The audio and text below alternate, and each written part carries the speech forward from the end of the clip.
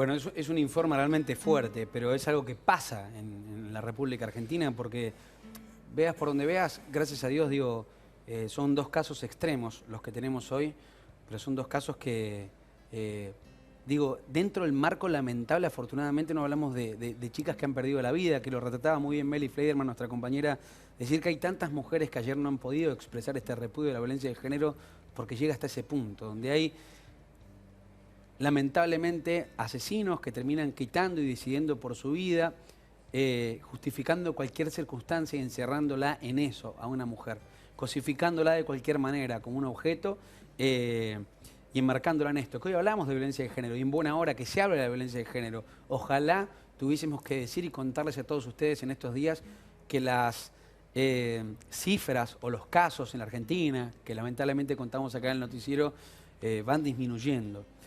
Porque eso sería por lo menos que esta marcha sea exitosa. Digo, acá se suma más gente porque realmente hay un montón de casos en cada uno de esos pasos que no ha pasado solamente acá en Buenos Aires, sino en toda la República Argentina, que están expresando esto, ¿no? No solamente por haberlo padecido, sino porque quizá tiene algún familiar o alguien cercano que haya estado enmarcado en un caso de violencia de género. Yo le agradezco a Romina y también a Carolina por haber venido. De verdad que agradezco primero la valentía de ser la cara de algo que es feo, es lamentable, pero de todo esto seguramente algún mensaje positivo del otro lado va a quedar. Sobre todo, ahora vamos a poner en el graph el marco de las denuncias. Romina, realmente tu caso ha sido muy, pero muy fuerte. Tu pareja, corredor de TC, terminó disparándote en tus piernas. Sí. Vos hoy llegaste acá con muletas. ¿Hace cuándo fue esto? Esto hace 3 años. Hace 3 años. Vos hoy Sí. todavía no podés caminar con normalidad. Todavía no, hace muy poquito, hace 8 meses me estoy moviendo con las muletas. Estuve Ah. en silla de ruedas y posterior estuve postrada en una cama más de 1 año y medio. Sí, sin poderme mover y gritando del dolor de todas las secuelas, obviamente, que generó un escopetazo, ¿no? De lleno en la pierna. ¿Él está detenido todavía? No, él nunca estuvo No detenido. estuvo detenido. Ajá. No, él estuvo poquito, estuvo 2 o 3 días Sí. y después lo liberaron por falta de mérito. Yo todavía no había declarado, así que bueno, esas cosas que pasaron en el medio. Al año se hace el juicio. Porque en parte de su declaración fue confusa, así que estaba trasladando un escopete y que se escapó un disparo. Eso fue una, Sí. después que forcejeamos y que en ese forcejeo él me dispara. Otra fue que pensó que eran ladrones y por eso baja con la escopeta y me dispara. Nada, varias versiones que ninguna después por suerte lo pudimos demostrar en el juicio con la pericia, simplemente porque ya era muy clarito, ¿sí? Es más, en uno de los momentos en que hacemos la reconstrucción y en el único momento que él habla, porque después en el juicio no habló, él dice que me dispara enfrentados y en realidad él estaba bajando bajando de la escalera cuando me dispara. Sí, eso es lo que yo había declarado ya en su momento, en primera instancia, ¿no?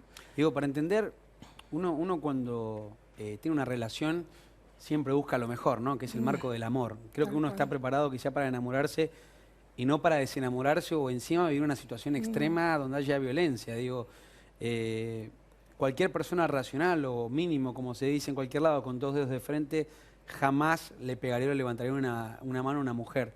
Y ya saber el caso extremo, digo, de un escopetazo que hoy no te permite todavía caminar con normalidad, es realmente grave. Previo a eso, digo, vos ya habías tenido antecedentes en tu relación. ¿Cuánto tiempo llevabas de novia o en pareja con esta persona? Porque haber llegado a ese punto realmente es un punto muy grave, ¿no? Que te podría haber quitado la vida también. De milagro no la quitó, sí, y eso tengo que agradecer hoy. Pero sí, nosotros estuvimos 3 años casados y en esos 3 años fue un proceso muy de a poquito, ¿sí? La violencia que se ejercía era muy psicológica, que él ejercía hacia mí. Sí. Me aisló de mis amigos, me aisló de la familia. ¿Y vos ya lo tomabas como algo normal? Sí, Digo, que no veías a tus amigos, que no veías a tu familia. A mí me llevó mucho tiempo ver todo en sí. Cuando yo salgo de estar internada, pues fue un proceso terrible y choqueante. Después de eso empecé a ver realmente cómo funcionó toda nuestra relación y todo lo que hizo él hasta llegar al momento de querer quitarme la vida. O sea, mientras tanto, mientras todo esto sucedía, digo, con esta violencia, este acoso psicológico, ¿hubo violencia física también previo a ese disparo o nada? Sí, empujones, discusiones que generaba él para sacarme a mí y empezar a forcejear. Me ha revoleado 20 teléfonos, por decir una cosa. Hemos llegado a discutir y él me salía corriendo y me cerraba las puertas para que yo no pueda salir. Me ha saltado arriba de la camioneta mía tengo todo el capó abollado actualmente porque él no quería cada vez en una discusión, me encerraba y no quería que salga. Fue lo mismo que hizo ese día, que me encerró en el garage y me disparó, ¿no? ¿Vos pensás que él te disparó a matar? Sí, seguro. Mira, yo me acuerdo de todo, ¿no? Y cuando él viene bajando las escaleras, me acuerdo que él me apuntaba a la panza. En sí, desde donde tengo el impacto, debe haber 10 centímetros, 15 nada más de la panza. Si él me daba en la panza, me partía al medio. Sí.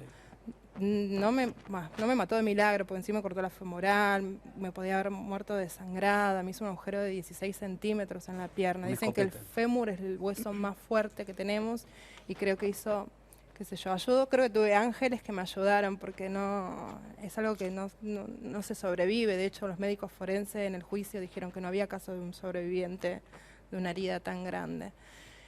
Y los hechos... Por eso decía quizá que en este contexto... que es realmente lamentable, trágico, para mí es muy difícil también conversar estos temas. Sí. Cada vez que tenemos que afrontar nosotros como comunicadores, también somos seres humanos, nos sensibilizamos, son casos que son muy duros. Ayer escuchando en la marcha tantos testimonios, uno dice la pucha, ¿no? ¿Cómo se llega a todo esto?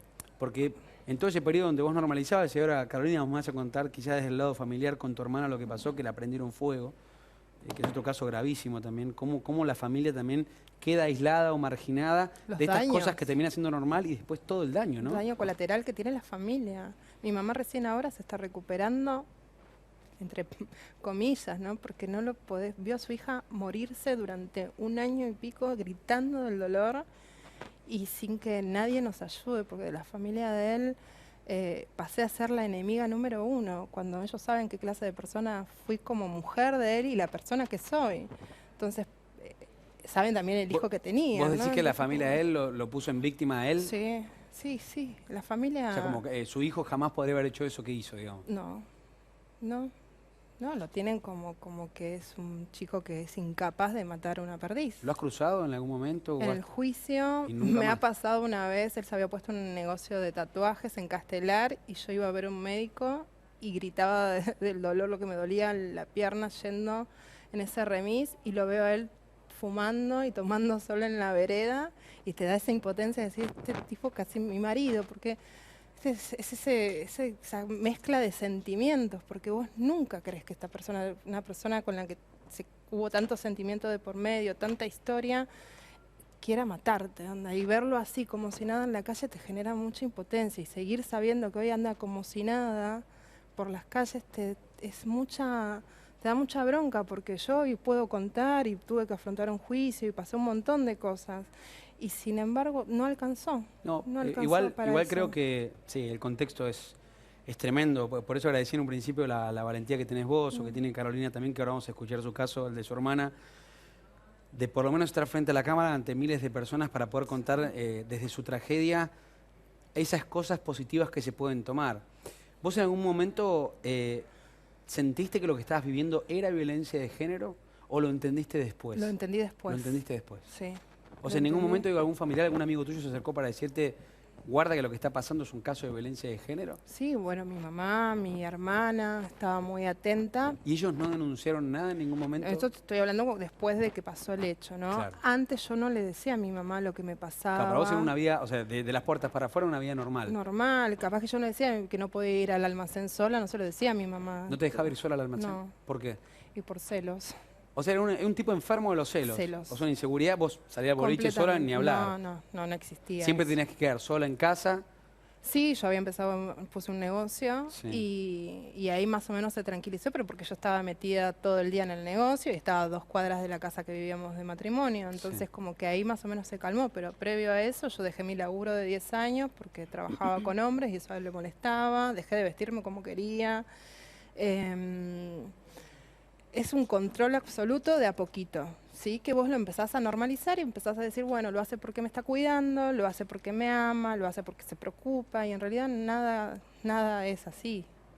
Uno se va haciendo de esa manera que está mal, que es una manera enferma. Claro, se va encerrando hasta ese límite que es gravísimo. Y que no ves el peligro, porque si yo realmente hubiera visto que él me podía llegar a hacer esto, no medís vos el peligro, y es tanta que te envuelven, que yo de hecho me estaba muriendo en el hospital y preguntaba por él. Así que no sé si escuchaste el síndrome de Estocolmo. Sí, sí, claro. Bueno, en esto pasa esto. El proceso. Síndrome de Estocolmo es cuando una víctima, sobre todo de un secuestro, alguien que tiene prisionero, se termina enamorando del propio aquel que lo tiene encerrado, ¿no? Claro, es una mezcla psicológica importante. Son psicópatas. O sea, vos hasta ese trabajan punto, por más que te haya pegado un disparo que casi te quita la vida, seguías enamorada de él, o sea, seguías pidiendo en algún punto por él. Creo que si yo no hubiera sobrevivido, si hubiera tomado conciencia en ese momento lo que él había hecho.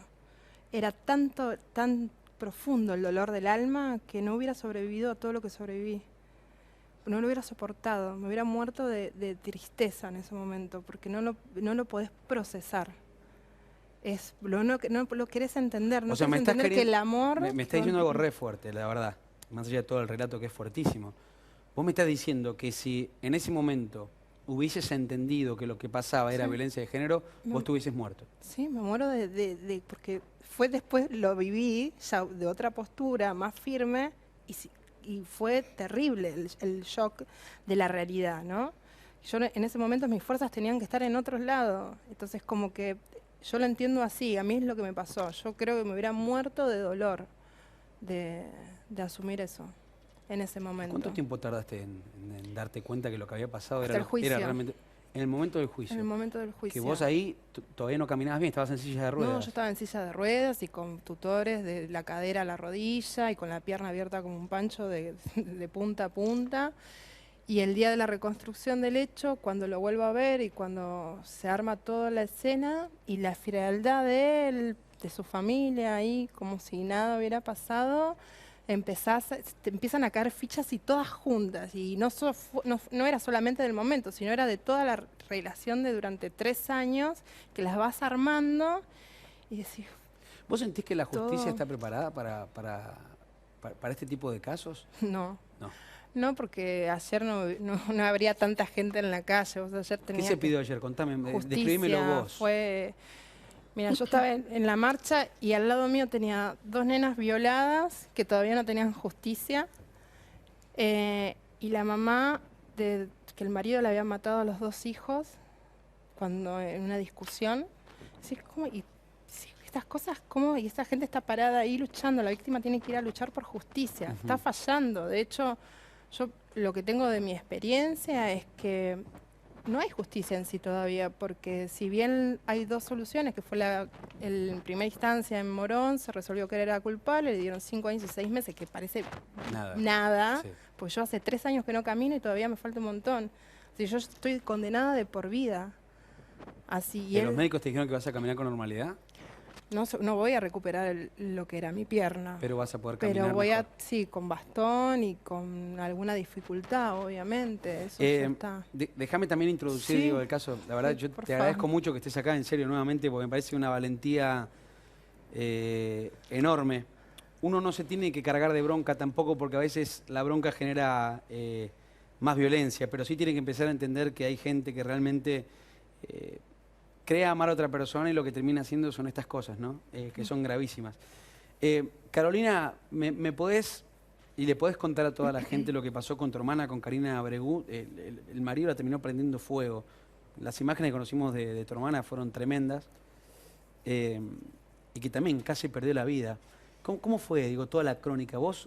Recién escuchamos el testimonio en primera persona. Ella decía que la familia quizá veía cosas que ella no podía ver. ¿A vos también te empezó a pasar? Que tu hermana te empezaba a apartar a vos, dejaba de ver a vos, a tus viejos, a sus amigos, por estar con su marido en su momento. Sí, justo a Cari le pasó esto un 1 de año del 2014 y justo en esa fiesta recuerdo que estábamos toda la familia, o sea, hermanos y mamá reunida en mi casa y la única que no estaba era Karina. Por esta cuestión, ¿no? Lo que suelen hacer los violentos. Sí, es todo un proceso. En el caso de Cari fueron 13 años, donde termina esto, ¿no? Cari no tuvo amigas, prácticamente no las tenía, donde empieza a apartar de a poco, ¿no? Ella no solamente, bueno, convivió con este señor con el cual estaba casada, 13 años, sino que también compartía el ámbito laboral, así que estaba las 24 horas del día con él. Y bueno, y así ejercía su poder, su dominio, ¿no? Como todo violento y bueno, puntualmente ese día hubo una discusión que comenzó a las 18 horas, porque bueno, venían ya una crisis, y bueno, y Cari se quería separar, y bueno, él se había enterado, y bueno, había comenzado, como empieza siempre, ¿no? El tema del convencimiento para que ella retracte de no separarse, y bueno, discutieron mucho ese día porque ella se enteró que venía la familia de él a festejar, que ella en realidad no pasaba junto a nosotros porque no tenía nada que festejar, estaba muy bajoneada por todo lo que le estaba pasando con él y porque nosotros todo el tiempo, ¿no? Cuando teníamos oportunidad de estar a solas con ella, le decíamos, por supuesto. ¿Pero qué decían? ¿Que era un tipo violento y en algún momento notaron eso o notaban que obviamente la relación no estaba bien? Notábamos todo. Por ejemplo, él lo que tenía era, los fines de semana tomaba y en algún tipo de reunión o algo es como que él necesitaba tomar y a partir de eso potenciar. Exacto. O sea, potenciaba la agresividad, no es que se ponía agresivo, era más agresivo aún. Exacto. Entonces, obvio, nosotros notábamos eso y siempre hablamos con ella. Ella tuvo 15 denuncias previas. Lamentablemente creo que cada vez que, como en el caso de Cari, de Romy, cada vez que denunciaban, no sé si habrás tenido muchas denuncias. Hice una exposición civil un mes antes. Un mes antes lo había denunciado. Sí, lo había denunciado. Digo, porque también, de verdad, ya que están las dos compartiendo, quizás son los dos testimonios que en un punto se agrupan, ¿no? Porque en esta manifestación, acá está la imagen de Karina, todo el tiempo nosotros como herramienta, como comunicadores, decimos vayan y denuncien. Por eso yo les preguntaba a ustedes si realmente están preparadas, pero después nos cuentan en testimonios de personas que van a una comisaría y le dicen seguramente algo habrás hecho, ¿no? Está el testimonio de lugares donde realmente no está preparado ni siquiera para asumir que una persona sufra violencia de género. Digo, acá están dos casos en los cuales están entendiendo que hubo denuncias previas. ¿Cómo siguió todo después? Bueno, discutieron, ella después del brindis se fue a dormir, la familia del vino, y bueno, tipo 4 de la mañana la fue a despertar a ella para que lo acompañe a llevar a sus familiares a la casa, bueno, tenían vehículo, y bueno, ella se negó, bueno, ahí comenzó a pegarle, la levantó a la fuerza, le siguió pegando delante de la familia de él, y cuando volvieron, hicieron 2 viajes, cuando volvieron del último viaje, él la roció con alcohol y la prendió fuego. Que Cari se salva, pues sale corriendo y se tira a la pileta y se apaga, ¿no? De todas maneras, esto conllevó un 60% de cuerpo quemado. Cari entró a la pileta sola y salió de la pileta sola, todavía le decían de acostarte que ya se te va a pasar. Y bueno, como 40 minutos después él la lleva a un hospital zonal, ¿no? ¿Con la justificación de qué dijo él? No, bueno, por supuesto, cuando nosotros llegamos al hospital, inclusive él nos llamó por teléfono, nos dijo que ella se había querido suicidar, y la obligaba a que ella hable, ella murmuraba, y cuando, bueno, nosotros llegamos al hospital nos encontramos con toda esta situación, y encima todavía preguntamos en el hospital qué le había pasado. En el hospital Eva Perón de Merlo no había registro del ingreso de ella, no había una denuncia policial, y ahí es también lo que nosotros apuntamos, ¿no? A ver, no le pedimos a las instituciones que hagan lo que no tienen que hacer, pero mínimamente le pedimos que un hospital denuncie. Hay muchísimos casos que vinieron después del de Cari, donde no denuncian, donde llega la víctima junto a su agresor, y el agresor, si la víctima está en grave estado, dice cualquier cosa y le creemos y está todo bien. Claro. Inclusive esto también en el juicio de Karina ¿Cómo? ¿Desconfiaste en algún momento del testimonio de él en ese momento? Sí, por supuesto, o sea, no tuve dudas, ¿no? De saber en el contexto que venía. Para vos era él el que le había prendido fuego. Sí, desde el primer segundo, y fui a denunciar y fue lo primero que dije. Sí, o sea, ¿en ese momento fuiste a denunciar? En ese momento, cuando vi que no había hecho la denuncia el hospital, fui a denunciar y fue lo primero que dije. Tremendo. ¿Cuánto tiempo estuvo para recuperarse tu hermana? Mi hermana, bueno, hace muy poco tiempo comenzó a caminar y tiene muchísimos años por delante de operaciones. Recién ahora está pudiendo movilizar los brazos, casi pierde el izquierdo, porque bueno, no le cicatrizaba. Y bueno, le va a llevar muchos años, al igual que Romina, a recuperarse. Yo les quiero agradecer por haber venido acá. Quizá fue la manera que encontramos de decir que nosotros también decimos ni una menos, de que nosotros también, como comunicadores y en los noticieros, también somos responsables a veces de la violencia que se ejerce en casa, en muchos casos, por las informaciones que se cuentan, por cómo se cuentan. Y creo que como comunicadores también tenemos que hacer este mea culpa de empezar a generar más servicio y menos conflicto, porque realmente muchos a veces no se dan cuenta lo que genera en los hogares. Digo, el consumo de la televisión, el consumo de muchas cuestiones que muchas personas terminan activando los verdaderos demonios que son. Les agradezco de corazón, de verdad. Sí, por supuesto. El martes voy a estar en la sede de Racing Club haciendo una charla de prevención con un grupo de médicos, Bueno. psicólogos, gratuito, ¿A qué hora va a ser eso? a las 18 horas, 18 en la horas. sede de Racing. ¿Hay una forma en para que te Capital. sigan en las Por redes Facebook, sociales? Meneghini Romina, y ahí ya empezamos con las charlas de prevención, a Bueno, ver si Romy. se puede ayudar. Y yo sí quiero agradecer, en mi caso sí se hizo la denuncia del Hospital Posadas, Ujú. y las médicas fueron una de las principales en la declaración en el juicio, porque pudieron escuchar las dos versiones. Sí, eso yo en mi caso quiero agradecerlos porque me salvaron la vida aparte. Y a toda la gente que me acompaña y me ayuda. Sí, y a ustedes, sí, Gracias. porque esto es fundamental para nosotras, siempre digo, No, es por una favor. caricia al alma, Por pues favor. nos sentimos apoyadas, que alguien nos escucha. Sí, claro, claro. ¿Yo me puedo despedir? Claro, por supuesto. Bueno, yo me quería despedir diciendo que soy parte de la Defensoría de Género Malvinas Argentinas. Estamos trabajando con un montón de víctimas a su vez para ayudar a otras mujeres. Y nada, hacer también un llamado a la reflexión, ¿no?, de qué es lo que está pasando con las instituciones y cómo se está trabajando, ¿no?, para poder tratar de hacer esto que vos dijiste, que no quede en una marcha Y solamente. hay que decirlo así, ¿verdad? detrás de las instituciones hay personas. Digo, ¿dónde están las personas que tienen que hacer cosas? Porque es esto, digo, o sea, del otro lado hay funcionarios y del otro lado hay responsables de toda esta situación. Bueno, empecemos a trabajar para realmente empezar a generar una solución y que de verdad digamos, ni una menos, pero que esto se efectúe, que no sea solamente un dicho o una expresión en una marcha. Si ha ido tanta gente es porque esto se necesita y este pedido hay que escucharlo y hay que hacer algo. Gracias de corazón. Gracias. Y que Muchas continúe gracias. todo de la mejor manera. Un beso para tu hermana, Gracias. que si nos está viendo le mandamos un beso y pronta recuperación también. Hacemos una pequeña pausa, ya la última, este noticiero, y vamos hasta las 8 y ya venimos, dale.